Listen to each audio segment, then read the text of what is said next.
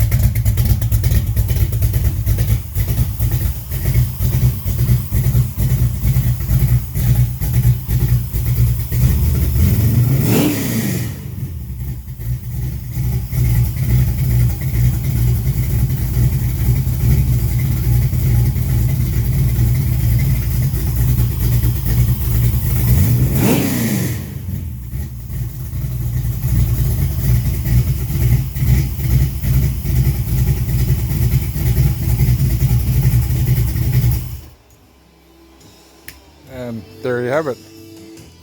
You can't smell it on the video, but it's burning just a little rich. But once we get it in the car, we'll maybe tune the carb.